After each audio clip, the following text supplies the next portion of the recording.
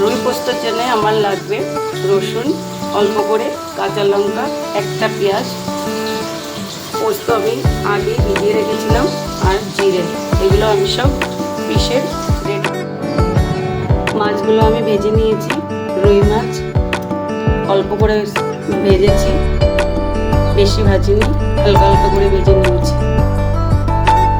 মাছ ভাজা তেলের মধ্যে আর একটু তেল মিশিয়ে নিয়েছি। এবার দিয়ে দেবো জিরে, এবার দিয়ে দেবো পেঁয়াজ, রসুন আর লঙ্কা।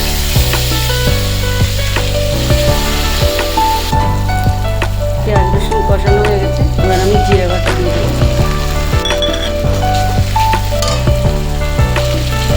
এর সঙ্গে দেবো হলুদ, স্বাদ অনুসারে লবণ, ভালো করে কষিয়ে নিয়েছি। সব মশলা কষিয়ে নিয়েছি। এবার আমি বেটে রাখা পোস্ত বাটা এর মধ্যে দিয়ে দেবো।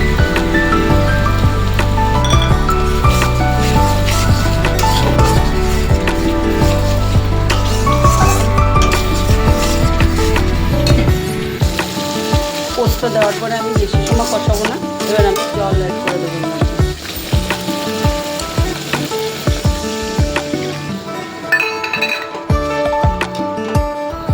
জল ফুটে এসেছে, এবার আমি মাছগুলো আগুনের মধ্যে দিয়ে দেবো।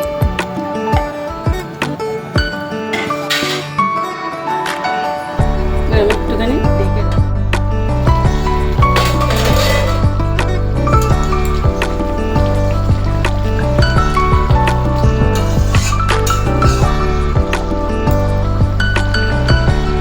প্রায় হয়ে গেছে। এবার আমি জিরা কাঁচা লঙ্কার মধ্যে দিয়ে দেবো।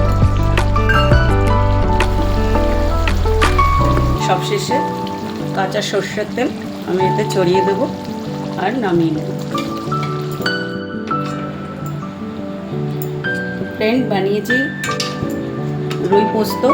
এভাবে বানিয়ে খেয়ে দেখবেন, খুবই ভালো হয়, খুবই টেস্টি হয়। এভাবে ঘরোয়া রান্না যদি সবার পছন্দ হয় তাহলে আমাকে লাইক, কমেন্ট, শেয়ার করবেন। ধন্যবাদ।